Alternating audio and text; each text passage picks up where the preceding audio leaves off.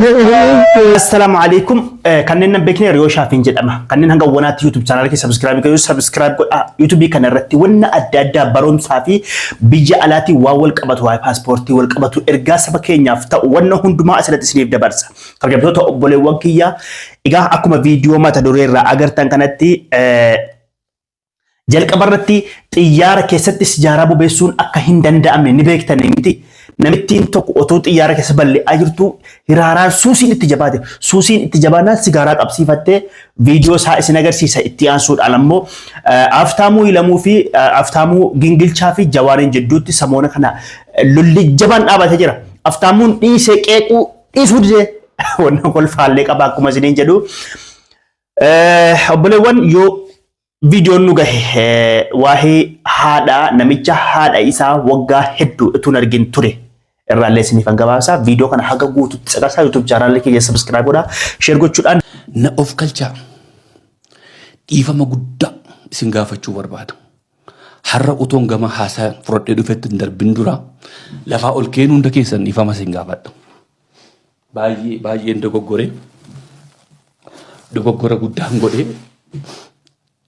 dhiifama dha godhaa jechuun barbaada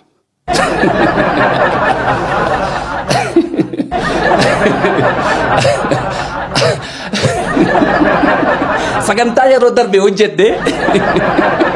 waan xiqqoo ishee afaan isin kaa'een deemee ture vaakeeshiniidhaaf ijoollee koo bira deemeen ture guyyaadhuma Jawaar Mohammad BBC afaan Oromoo irratti dubbate filaayitiin koo galgala sana ture waa xiqqoo ishee irraa dubbadheen halkanuma sana akka yuutuubii irratti gallakkifamuu fi saganticha xumuradheen yuutuubii irra kaa'een sokke gaafan asii Torontoo ga'u xiyyaararraa gadi bu'ee wifi argadhee gaafan banu Facebookiin koo yuutuubiin koo arraba duwwaadha arrabatu natti gadi roobe maaluman balleessa jedhee gaafan sagantaan hojjedhe deebee dhaggeeffadhu kiniini mataa dhukkubbiin isiniif kennee deeme akkas godhee deemuu kottin dhiifama si gaafachaa jira mataa dhukkubbii isinitti obboleewwan aftaamuu ilamuu waan tuffii qabu fakkaata walaakin ammoo dhiifama gaafachuun haala kanatti hin fakkaatu inni an dhugaama boo haaranse dhugaa rabbii gizee inni viidiyoo kana an argu wama inni dhugaadhaan dhiifama nama gaafataaruunse walaakin ammoo tuffiin haala kana hin barbaachisu amma biyya Itoophiyaa jiramti hin soraatu ka mootummaa walii galtee amti inni soraatu abbaa fedhe jechuun walaakin ammoo bara jawaariin intanaa jiru jawaariin faarsaa ture erga Itoophiyaatti galee asaabii isaa jijjiirate inni illee maal hojjeta gaa du'aa ree indu'a eessaa dhaqure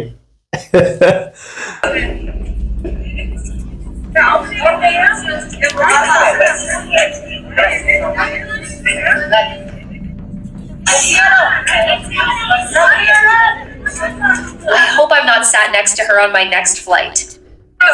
deemaa jirti xiyyaaran osoo deemaa jirtu hiraaraan itti baay'ate xiyyaarri tokko fakkeenyaaf karaarra turuu danda'a Ameerikaa fa'aa kan akka Filiippiin indoom Dubaayiinis soota Arabiyaanuu sa'aatii 3 waan akkasii turuu danda'an sa'aatii 4 xabaan namoonni tokko immoo turuu hin danda'u daqiiqaa hunda kana turuu hin danda'u hiraaraa waan qabuuf waan sijaaraa suusii qabu suusii kanatti dhorkaadha yeroo hedduu Oskitee gizee isin sigara qabsiifatu xabaan sigaaraan immoo dhorkaadha bilbilliin da'uun dhorkaadha yaara keessatti walaakin nama kan jedhee fayyadamu malee sigaaraan immoo abadan ni haayi dhorkaa ture ni qabsiifatte gizee itti dachaa immoo qarraa qabsiifte fileenni sana rabbumaan nagaadhaan achiin gahee malee haala kanaan irraa hin barre hedduun jiraachuun mala viidiyoo kana guutuu isaanii isinii hima waan isaa adda isiniif baasaa obboleewwan haadha qabdanullee kan hin qabnellee baay'ee qalbii nama cabsa. Namicha biyya Saawudii tokkotu Saawudaanii ture duraan Saawudaanii ture achitti Suudaanii fuudhee achitti ilmoo tokko argatee wal dhiisanii